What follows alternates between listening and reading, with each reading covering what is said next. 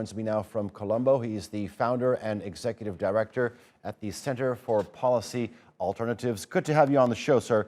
All right, here's the way that I'm reading the current situation. Just within the last week, we've seen a state of emergency being declared by the president, then a curfew being imposed. Now, an order to police forces that they can actually shoot on sight.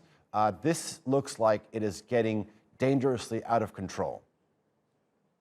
Yes, it is. I mean, yesterday when the Prime Minister resigned, we had a whole lot of attacks of arson and looting and all of that. And so we had a serious law and order situation. And it is in order to quell that this order has come out to shoot on sight. But what we must not forget is that the violence was sparked off, was provoked by Rajapaksa supporters moving against and using violence on the peaceful protests, a 1-month peaceful protest by anti-Rajapaksa, anti-government supporters in the center of Colombo at Galle Face.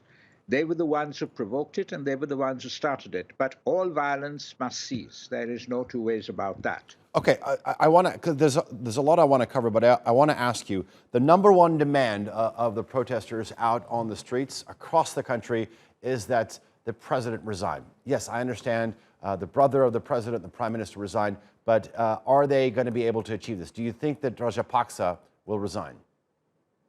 Well, I mean, he has to heed the voice of the people. At the present moment, we have no government. The president has to appoint a prime minister and a cabinet of ministers. But he has to go. And so the only way that he can be forced out of office if he refuses to resign is by making the country ungovernable. And that has to be done peacefully. We have to call an all-out strike. And there has to be non-cooperation with government so that the point is made very, very clearly, even more so clearly, to Gotabaya Rajapaksa that as long as he is president, the country cannot move forward.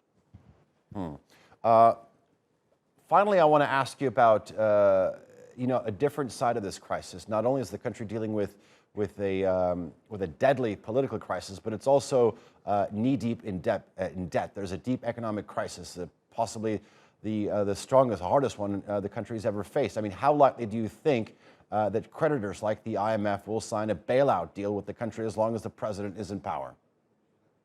Well, it is highly unlikely. The IMF today put out a statement saying that they're continuing their technical discussions, investigations, etc., until that point at which a government is established in Colombo.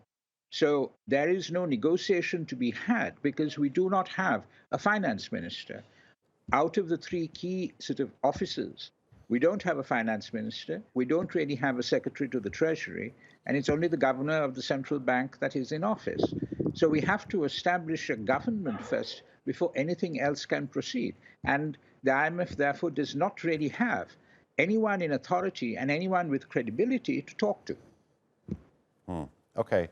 Paikiasothy Saravanamuttu, thank you very much for joining us here on the NewsHour. Do appreciate the analysis.